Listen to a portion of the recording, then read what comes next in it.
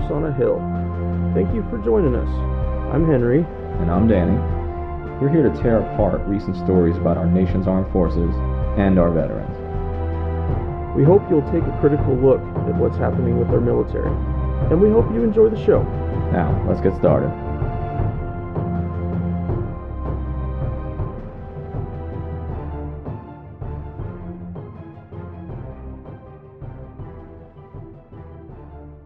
All right, guys. Today, Danny and I are going to talk about the intelligence community, and it's hard to know where to start with something that dense. You know, we have 70 to 80 years of our own history in intel operations and foreign operations, and I wanted to create a conversation about how would this affect ordinary people, and also how does it affect ordinary people in terms of informing them about military service. And so, the first topic I want to talk about is about universities and about how the CIA creates and maintains relationships with professors across the United States. And we don't, there's no accounting for who that is. So a student could end up having a professor that really, really pushes certain beliefs, but you don't really know why. And I think there needs to be more honesty than that, but we don't have any laws that actually govern that. So to start us off, I'm going to play a clip from Radio Who, What, Why that Jeff Schlickman talks to Daniel Golden, who is a former Intel community analyst. And he talks a little bit about the CIA's history as it pertains to college campuses. There's a long history of espionage agencies, the CIA in particular, being involved with universities. Talk a little bit first about that early history, about the earliest recruitment of kind of the best and the brightest. Well, as you mentioned, dating back to the days of the OSS, the CIA's precursor, there was heavy university involvement. It was really kind of born out of Yale, and they were very close. And then, as you know, what happened was there was a kind of giant split in the 60s and 70s, and there became a lot of hostility and a gulf between them, culminating in the Church Committee investigation in the mid-70s, which found that at least 300 academics were secretly helping the CIA by providing leads and introductions and so on. And there was a backlash against that, and Harvard adopted a set of guidelines that said no professors or students could undertake intelligence operations for the CIA or help them recruit unwitting foreign students. And that was kind of an opportunity to kind of establish academic freedom. But the problem was hardly any other universities adopted the Harvard guidelines, and the CIA made clear that it wasn't going to pay any attention to them and didn't think that they had any validity. And so since then there started to be a gradual reconciliation, and then after 9/11 the pace really picked up, and again now universities and U.S. intelligence are very close. And there's a lot of proliferation of intelligence community and Pentagon funding for universities, for curriculum, for research and other things, and there's a whole new network of ties, and as you mentioned, it's not simply that it's come full circle, because globalization has made a huge difference. So we now have about 1 million foreign students and hundreds of thousands of foreign scientists and researchers and professors, and some of them are here to gain access to sensitive research or cultivate sources on U.S. Politics and economic policy. But at the same time, the FBI and the CIA are very interested in recruiting well-connected foreign students and professors and sending them home as our agents. And while in the early days, and then still now, the recruiting of U.S. citizens by U.S. intelligence is over. They say who they are. The recruiting of the foreign students and professors is often, covert and clandestine. And so globalization has changed the picture a lot. But and the other aspect of it is because the U.S. because of the change mood in the country and the financial relationships, universities turn a blind eye to all this, and they allow this kind of covert recruiting to go on. So a couple things that Daniel mentioned that I want to discuss. Universities rely very greatly on federal contracts and foreign students for funding. This means that they already have arrived at a disadvantage to be manipulated or recruited by the intel community, especially an intel community that doesn't have to declare their presence on a campus. And with that in mind, professors in U.S. universities, they have no obligation to declare their work with the intel community, or even if they just completely agree with the intel community. Certainly looking at a professor's teachings, research projects, papers, things like that would ordinarily give an insight to their larger projects, but some are great about playing that very fine line between educator and outright CIA recruiter. I'm including a link in the show notes to a report from Vice News from 2015, which listed and ranked the most militarized universities in the U.S. The data is a bit dated, and yet it's not specific on the intel community, but I think it's a good starting point if you're curious what schools lean the furthest to the right when it comes to the intel community and with relations with the military. When I glanced at the list, right off the top was the University of Phoenix, American Military University, and Strayer University. And these are all schools that have a really strong presence on military posts for service members working on their education. I mean, I saw all three of those signs myself when I was at the Ed Center at Fort Lewis. So it's something to really pay attention to, especially if you're sending your kids off to college. And another thing is there's this concept or this stereotype that all colleges are just these highly liberal, safe spaces, and that there couldn't possibly be any connection between the military and the collegiate system. But that's empirically false, as we see from this report from Who, What, Why, as you'll see for any basic research on CIA recruiting. President Eisenhower talked a long time ago in 1960, as he left office, about the dangers of the military-industrial complex, essentially the dangers of the connection between the military and the arms contractors. But it's becoming more and more apparent that we may need to kind of expand on that title to call it the military-industrial congressional collegiate complex. Because if you have congressmen in on it, okay, in order to create jobs with the arms manufacturers in their districts, that adds the congressional piece. And if you have intelligence community, which is already becoming more militarized, working on these colleges, you can go ahead and call it a military-industrial congressional collegiate complex, so that all the major public institutions of American life are increasingly militarized and increasingly sort of coordinated with the growth of the intel community, which has, I would argue, really gone out of control since 9/11 over the last 17 years. And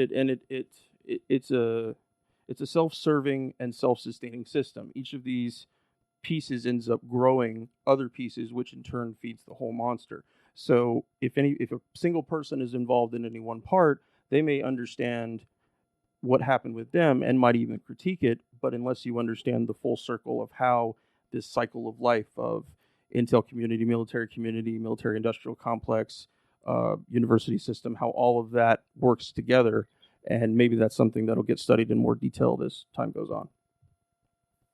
Yeah, certainly. The connection between the military and the intelligence community is very interesting. As you probably remember hearing, that we would often hear talk in the conventional army, which you and I were both in, about three-letter agencies or OGAs, other government agencies. And there's always this talk of how special forces in particular, at the highest or the darkest, as they'd call it, the dark SOF, the dark special forces community, would become increasingly connected with these other government agencies, by which, of course, we're talking CIA, FBI even potentially, as well as things like DEA. So depending on your area of operation, there has become this connection, this nexus between the military and the intel community. And while certainly they need to work together, I think one of the dangers is the increasing militarization of intelligence, which was not the founding charter of the CIA, right? I mean, this is not what the CIA, for example, was supposed to be. But the roles are becoming increasingly gray. I mean, we have an intel community now, a CIA in particular, that has its own paramilitary wing, its own agents who are armed to the teeth, who work directly with dark special forces in the U.S. military to conduct raids. We have the CIA and other intel agencies controlling their own drones and utilizing them in in basic kill missions, okay, without the oversight of the military. And all this means that we have less congressional oversight, because the fact of the matter is 3-letter agencies tend to have less congressional oversight because of the aura of secrecy that surrounds them. Whereas the military is a more conventional force. You got the Armed Services Committee, you got the Foreign Affairs Committee. There's a good amount of oversight of what the military does. But increasingly, we have this surreptitious paramilitary force in the CIA, which is really conducting strategic level missions and killing people, including civilians, by accident in places like Libya, places like Yemen, places like Pakistan, where there aren't really very many American military boots on the ground, and yet the CIA is waging sort of its own war on those states, which of course has strategic implications. But of course, all of it is transparent to the American people because of the secrecy and the lack of oversight. And this is just a formula for disaster. Okay, this is a formula for executive overreach and potentially strategic failure. The second part of what I wanted to go through today about the CIA is about their relationship with Hollywood. And it's very hard to find military films that are nuanced, that somehow have some kind of a blending of opinions between the people that are being fought and the American forces that are fighting them.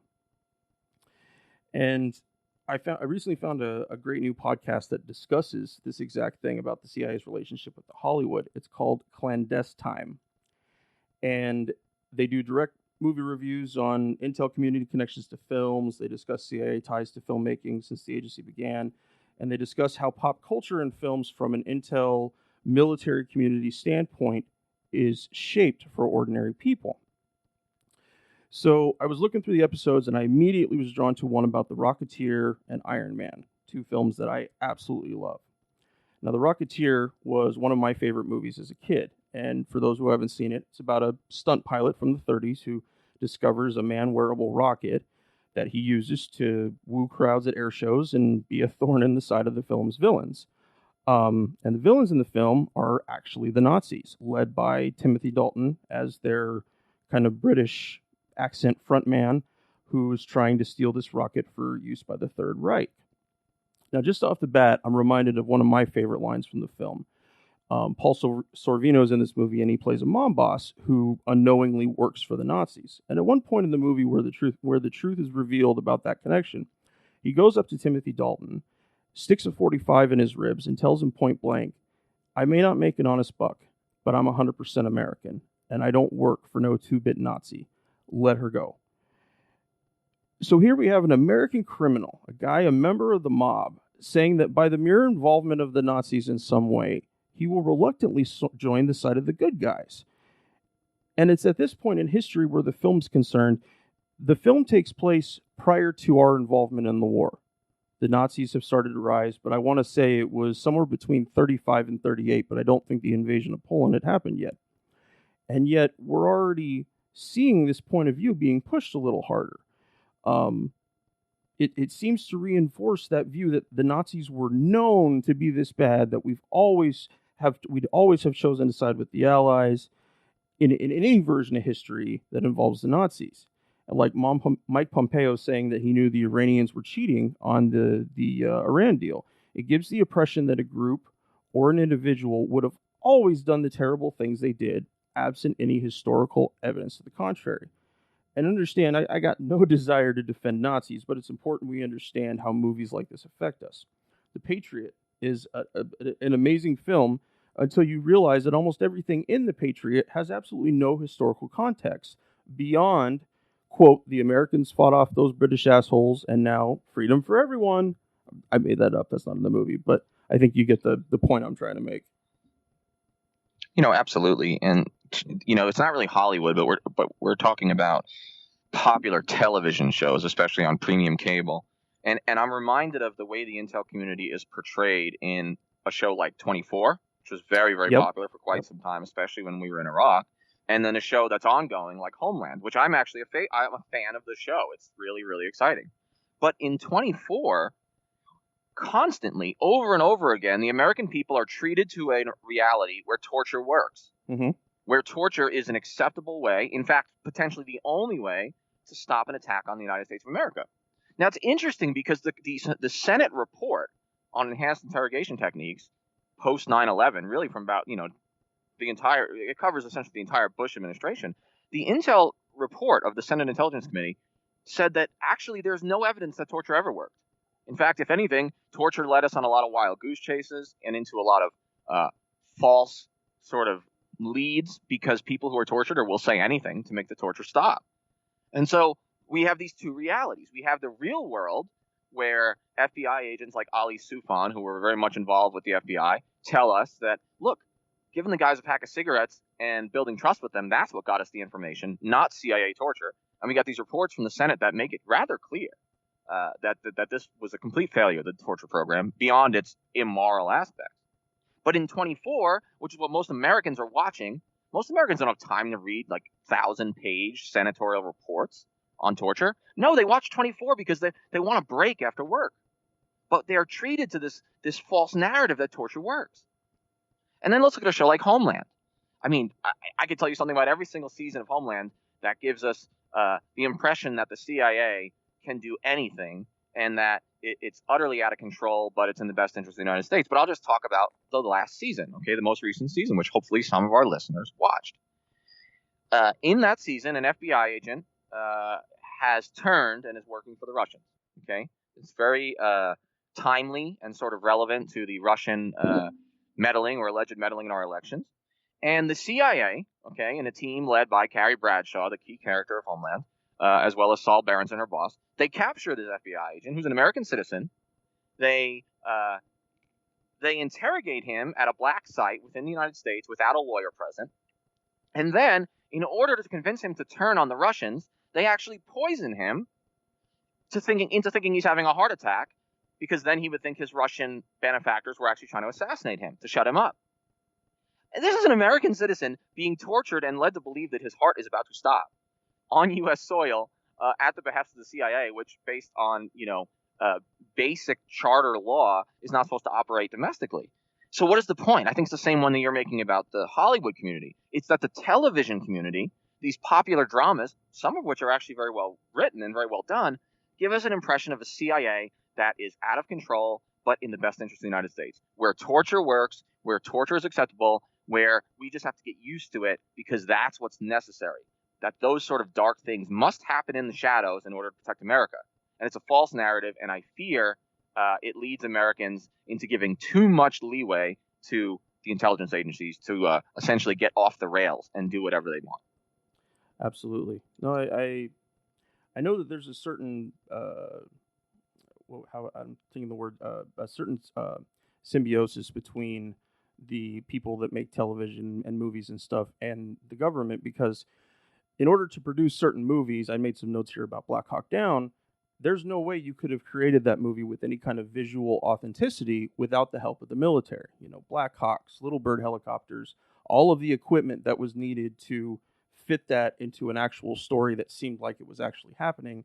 There was no way they could have made it. So I in my reading, I see this, that you have these creators who want to tell these stories that need to be told, and then they have a CIA liaison or whoever it is that's blessed them off to tell this story, but has to make sure that certain details are pushed in one direction or another. And we're not talking about changing huge swaths of history. We're talking about tweaking it just ever so. Like you mentioned about the CIA and Homeland, being that it's out of control, but they're out of control for us. And they do it in a way that we would find acceptable. That's not true, but that's the idea that they push. And it fits into much simpler ideas than I think most people are willing to believe. Oh, absolutely, yeah. It pushes a certain narrative. As soon as the government gets involved in a studio production, it's going to lose some of its criticism, some of its critical thinking, and it's going to push a certain agenda, because otherwise the government wouldn't agree to provide its massive resources behind the film. It only does so because it wants a certain version of the military or a certain version of the intelligence community to be sort of highlighted by these makers of the films. And government largesse is an important part of getting a film done, getting a television show done, or like we talked about earlier, getting a university funded. I mean, tax dollars, especially in the DoD/Intel community, are massive. I mean, that's the number one spending in the U.S. Discretionary budget. And, as soon as they get involved, though, the storyline, even if it's only in minor ways, becomes suspect. And we have to wonder what's real versus what's a government agenda that's being pushed on us. And it's also worth considering about that ordinary people, non-military, non-intel people who have no affiliation with the community, they're going to glean as much as they can about those subjects from the TV and movies they watch. I know that Black Hawk Down was a huge part of the reason why I wanted to become a soldier.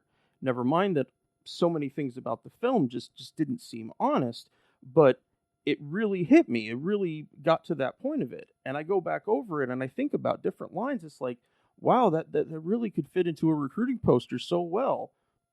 Why is it in a movie about warfare? Why is it in a movie about us fighting in Somalia? Some of the nastiest fighting that Special Ops has ever done as far as in the public eye. Yeah, and the interesting thing about Black Hawk Down is it definitely highlights this nexus and this connection between the military and the intelligence community, especially when we see the Delta Force operators being portrayed. But what's interesting about a movie like that is it becomes a recruiting poster for the Army because really all it is a story about the trials and tribulations of combat and the brotherhood that's built under fire. Yes. And that's okay, right? That's a story worth telling. But you know who's completely absent and lacks all agency in that film? The thousands of Somalis that are being gunned down. Yep. I mean, the movie makes no attempt to explain why is America here in the first place? Yep. Why are these militias so hostile to America? What is it that motivates them to go on the street and fight with AK-47s against American helicopters and American special forces? I mean, the Somalis are like a blank slate. They're like a black box in this film, and yet we're watching thousands of them get mowed down, and we just assume that, well, that's what has to happen, right? And the story is really about the United States. And I think you could argue the same is true of the depiction of the intel community in so many of the films and television shows that we're talking about. You know, the CIA, although it is often portrayed as flawed, is ultimately working in our best interest, and all of the foreign actors completely lack agency and are just, to be acted upon by this beneficent CIA, right? And it's a very dangerous narrative because it eliminates context. Absolutely. And oftentimes the most important context in a film is sort of the other side, or the story of the enemy, or the story of the civilian populace that's being acted upon. Well, there were some interesting choices they made. Some that were really shitty, and some that were just I don't know why they chose that. But for example, diversification among units in that film. In the actual Battle of Mogadishu, there were Navy SEALs, there were Air Force combat controllers, there were U.S. Army soldiers who were members of the 10th Mountain Division who were not Rangers and they weren't Delta Force. And then there was also a huge number of Pakistani and Malaysian troops. You remember the scenes in the movie where their armored carriers pull through and take everybody out of town. Now, that portion of the movie is minutes long, but you and I both know the hours and hours and hours it would take for an armored convoy to go in and get people out of a hostile area. But yet they're only included in this tiny little section of it. And back to what you mentioned about the Somalis, is that they're perceived as more barbaric, less human, and it also doesn't demonstrate the diversity of people that live in that area of Africa. It gave you a very specific language, a very specific skin tone. They were really wanting people to look at it as just this dark, phantom Somali people, as opposed to being a people that actually have their own national identity. Oh, absolutely. Absolutely. You're right. They're portrayed as a barbarian other, just sort of a dark, both literally and figuratively, enemy to be combated. And that's it. That's it. The complexity of Somalia, the reasons for Somalia's state failure are utterly absent from that film, as is the role of the United Nations, which you mentioned, which is the Malaysian and the Pakistani. Because actually, India, Pakistan, Malaysia, countries in the Asian subcontinent are some of the largest contributors to UN peacekeeping forces in the world, whereas a country like the United States is much more hesitant to put its soldiers under the blue helmet, to commit its troops to peacekeeping operations. But they played an enormous role in Somalia, and I believe more Pakistanis were killed in ambushes in Mogadishu than were Army Rangers on October 3rd. Now, it didn't happen on October 3rd, but the Pakistanis, I believe at least 24 of them were killed in one massacre or one ambush.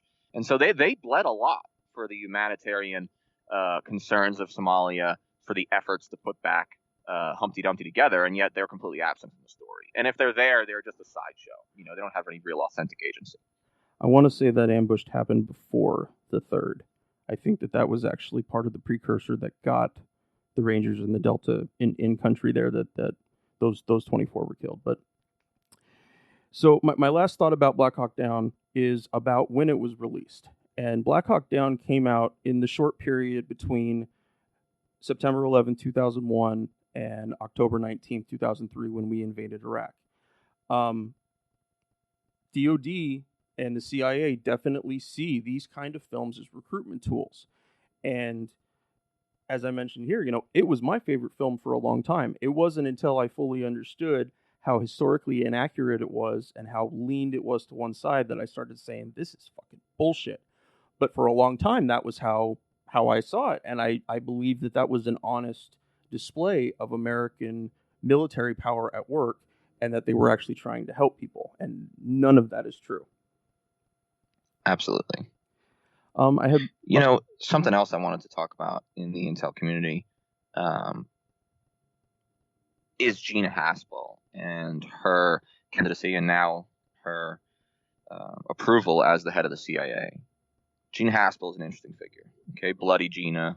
Some people on the left have called her for her relationship with torture and her previous roles in the post 9/11 environment.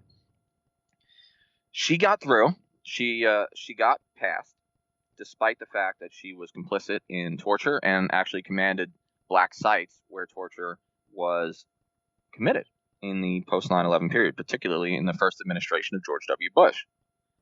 Now, somebody as hawkish as John McCain came out and called for the Senate to not approve Gina Haspel, charging that she was unable to address concerns with her role in the use of what was then called enhanced interrogation techniques, or EITs, but that's just a euphemism for torture.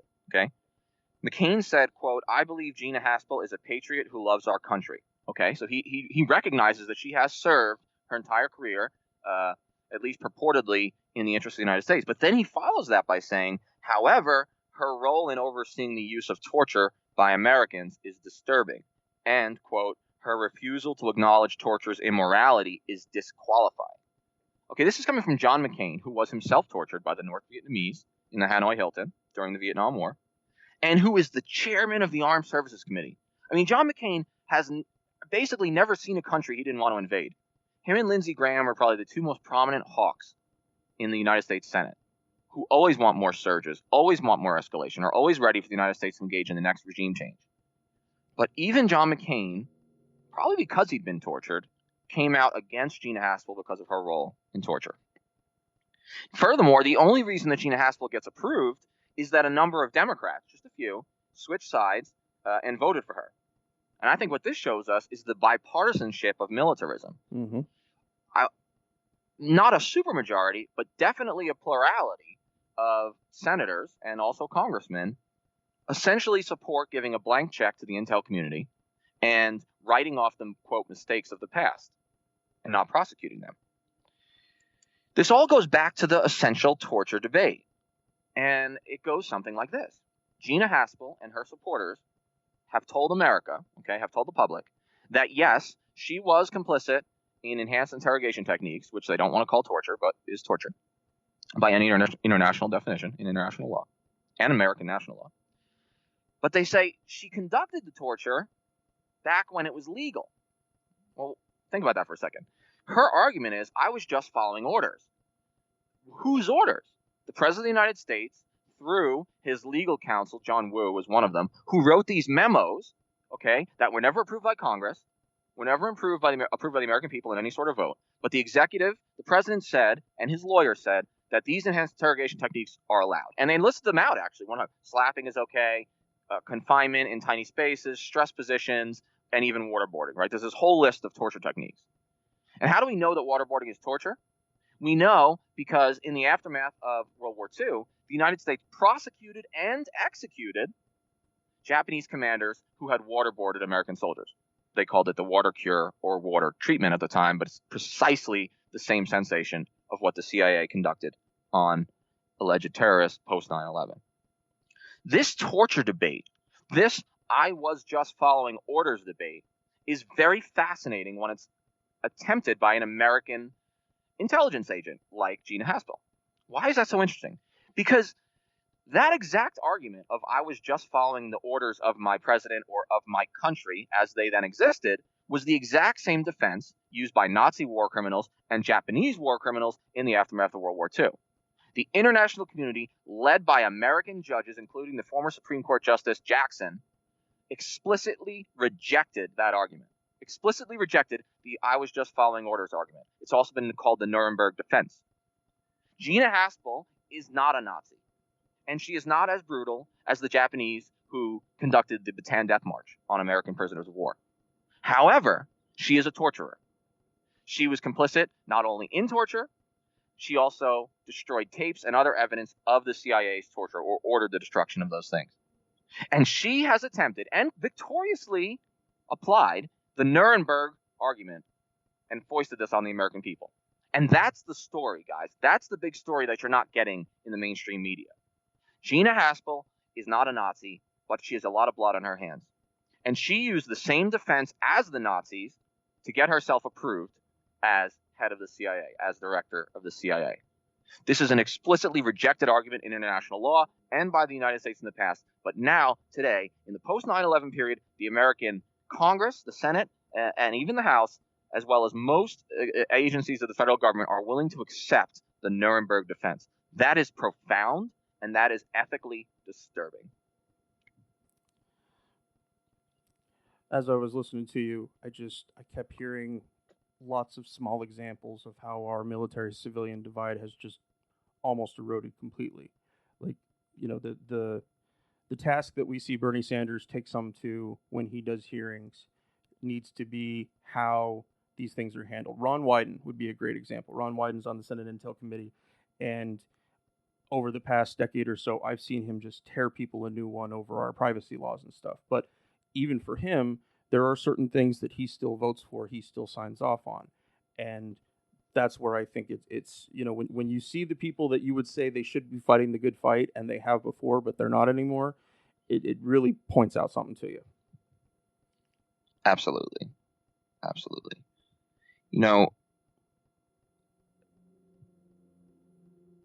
There are 17 different intelligence agencies, I believe that's the count, in the United States government. There's an enormous amount of overlap between what the CIA does, what military intelligence does, unfortunately, what the FBI does, what the DEA does, and some of that's good, right? Some of that's a good thing. There should be overlap. There should be communication. In fact, the lack of communication between the FBI and the CIA in particular caused some of the gaping holes that the terrorists were able to essentially thread the needle and get through. Okay, that's how they were able to get into the country. That's how they're able to plan their attacks. So it's important for the various intelligence agencies to talk to one another. But do we need 17? Okay, it's very difficult to provide oversight of 17 different agencies. What I fear, and I think this is the overall theme of the episode that we're really getting at, is that after 9/11, because we were afraid, and it's understandable that we were, okay? I was a New Yorker. Those towers came down, nearly 3,000 innocent people were killed in the Pentagon and the vast majority in the towers. But after post 9/11, because we were so scared, as a government and as a people, we opened a Pandora's box. And I believe we unleashed these 17 intelligence agencies to do whatever they thought was best to protect America. And there was shockingly little oversight. And because of that, there were abuses. There was a militarization of the intelligence community, a community that is supposed to gather intelligence, okay, provide it to the executive branch, and then be acted upon, if necessary, by military force, which has complete oversight, or should have complete oversight, from the U.S. Congress, which represents the people. I fear we're never going to be able to get the genie back in the box or put Humpty Dumpty back together again. That these sort of out of control 3-letter agencies, these various 17 intelligence agencies, have gone rogue. And there's not enough oversight because there's too much of a focus on secrecy. And when someone does blow the whistle, as we've talked about in so many episodes up to this point, they are vilified and even prosecuted by both Democrat and Republican presidents alike. So how are we to know what the CIA is doing in our name? I'll tell you who does know is the Pakistani civilians and wedding party members in Yemen who have been killed under CIA paramilitary drone strikes. They don't say, oh, it's not all Americans that are guilty. It's just that one CIA. It's that one agency that's guilty. No, they think America, the red, white, and blue, 50 stars, United States of America, was responsible for the death of my nephew, and I hate America forever. That's what I mean when I say that the CIA operates in our name. Because whether we know they're doing what they're doing or not, whether we provide oversight or do not, they are inflicting death and destruction on various communities around the world. Now, sometimes that might be necessary, but we need to know about it. There needs to be a better system of oversight, judicial oversight and congressional oversight. That is why the founders created 3 co-equal branches of government. And I fear Pandora's box is open and may never get closed again.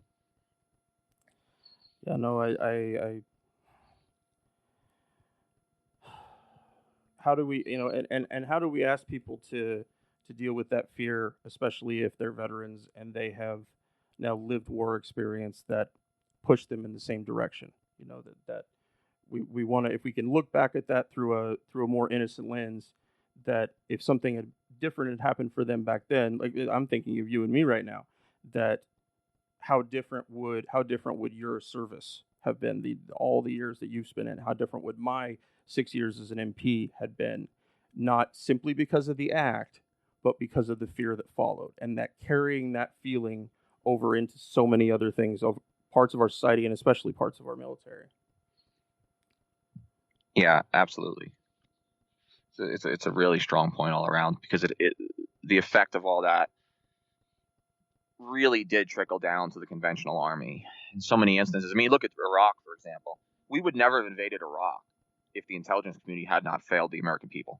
Yep. If the intelligence community had not gone rogue and basically worked directly as an agent of the President of the United States, and especially the Vice President, Dick Cheney of the United States, in order to provide false or lack of context intelligence information that led us into that war. And this is about the false notion that Saddam was connected to Al-Qaeda, as well as the false notion that Saddam had weapons of mass destruction. Those intel failures are what put 120,000 Americans on the ground invading Iraq, and what kept 150,000 American soldiers at the peak occupying and fighting an insurgency in Iraq. So that's the connection, right? That's the direct or the most obvious. There are others. This is the most obvious example of how this all flows downhill, how intel failure translates into militarism, which translates into military failure for the conventional soldier like you as an MP or me as a scout walking around the city like Baghdad, which we should have never been in the first place, if it were not for the CIA and other 3-letter intelligence agency failures that brought us there.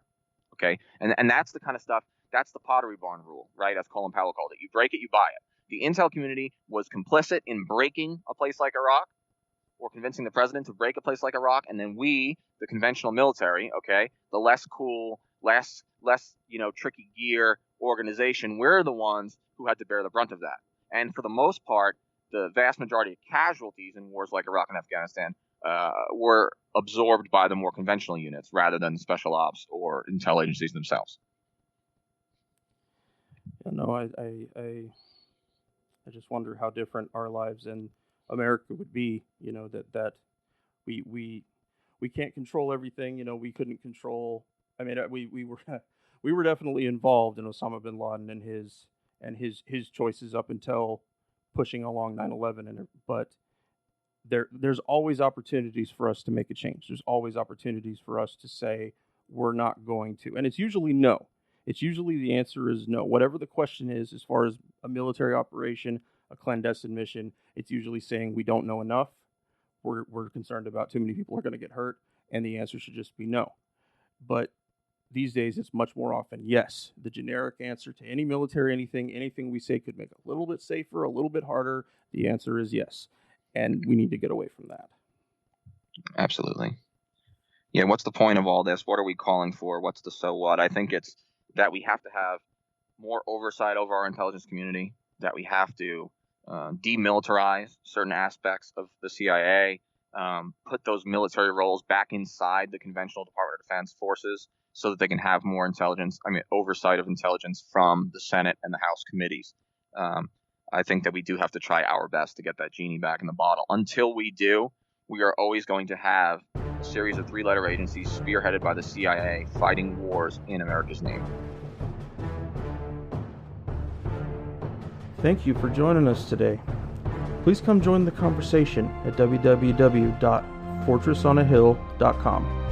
You can also find us on Twitter at Fortress on a Hill or on Facebook at www.facebook.com/Fortress on a Hill. We want to hear from our listeners about the topics and issues pertinent to America's military and veteran communities. And last but certainly not least, analyze your news and its sources very closely. Verify everything you read. And remember that no one, no matter how powerful, are above criticism, especially those with the power to send others into harm's way. We'll see you next time.